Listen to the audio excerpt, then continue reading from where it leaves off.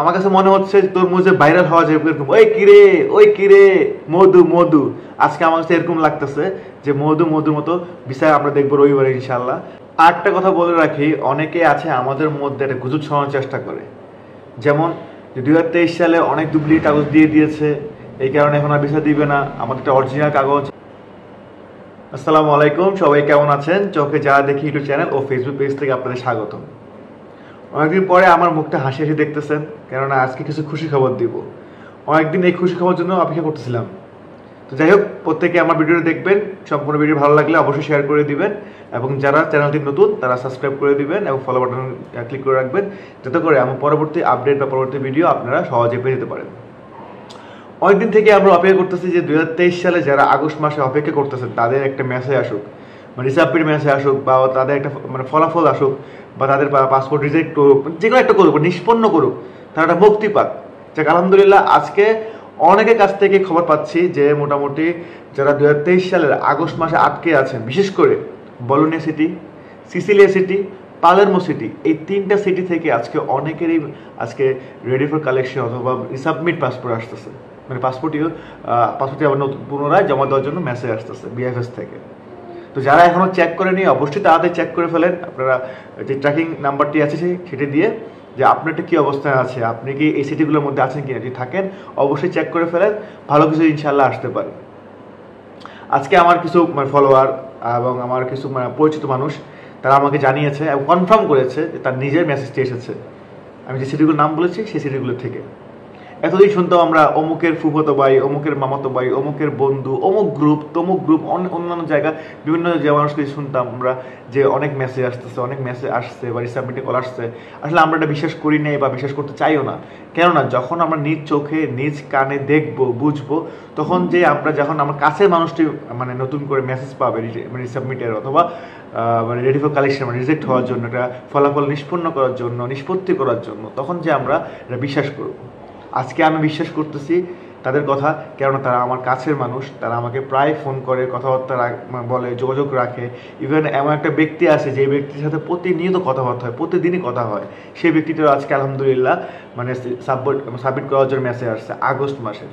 আমি specific date বলতে চাই না, কারণ ডেট বললে অনেক কনফিউজিং তৈরি হয়। 2023 সালের আগস্ট মাসের অনেক ভাইয়ের আজকে মেসেজ আসছে, তাদের জন্য শুভকামনা, এবং ইনশাআল্লাহ হয়তো আমরা রোববারে কি সোমবারে ভালো পরিমাণে মেসেজ মানে ভিসার আশা জানতে পারবো। কেননা আজকে যারা মানে রিসাবমিটের মেসেজ পেয়েছে তারা আগামীকাল ঢাকা হোক, সিলেট হোক, চিটাগাং হোক, তারা জমা দিয়ে দিবে। আর জমা দিয়ে দিলে ইনশাআল্লাহ রবিবারে আমরা ভালো কিছু আশা করব এবং চেষ্টা করব আপনাদের রবিবারের সঠিক এবং অথেন্টিক নিউজগুলো দেওয়ার জন্য।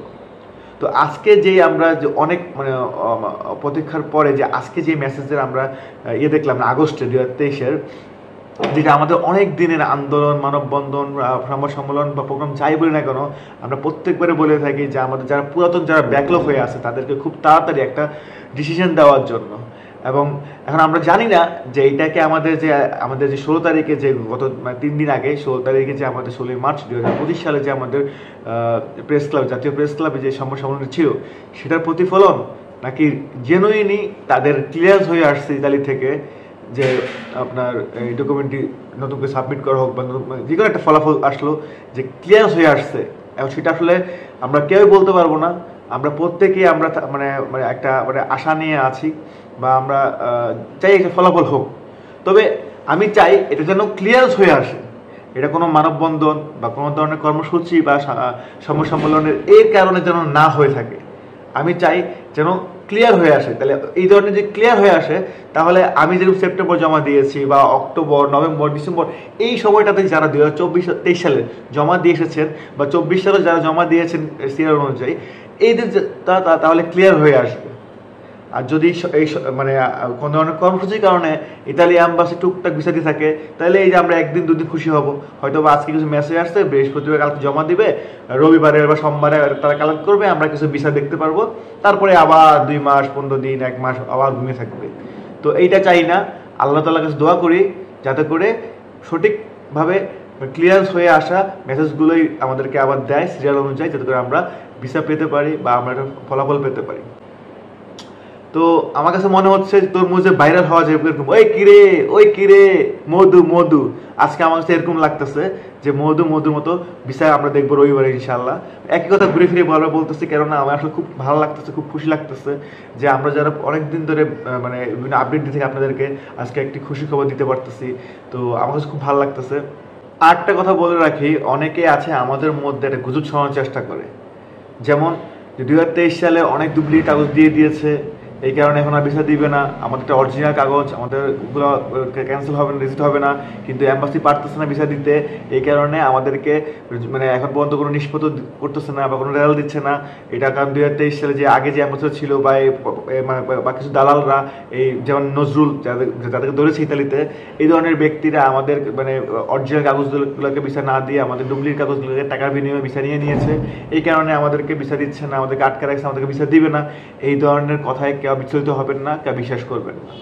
যদি আপনার রিজিক থাকে, সবচেয়ে বড় কথা হচ্ছে যদি আপনার রিজিক থাকে, কেউ মানে এটাকে চেঞ্জ করতে পারবে না। আর আমরা সাধারণ মানুষ হিসাবে আমরা তো জানি যাদের মালিক ঠিক আছে, তাদের মালিক বিগত সময়ে যারা গিয়েছে তাদের কন্ট্যাক্ট করেছে বা বর্তমানে তার ওই মালিকের মানে কাজের ক্ষমতা আছে এবং সে তার সকল ডকুমেন্ট আপ টু ডেট আছে এবং সে কর্মী নিতে আগ্রহী, এই ধরনের ব্যক্তিদের ভিসা হবে হবে হবে হবে হবে।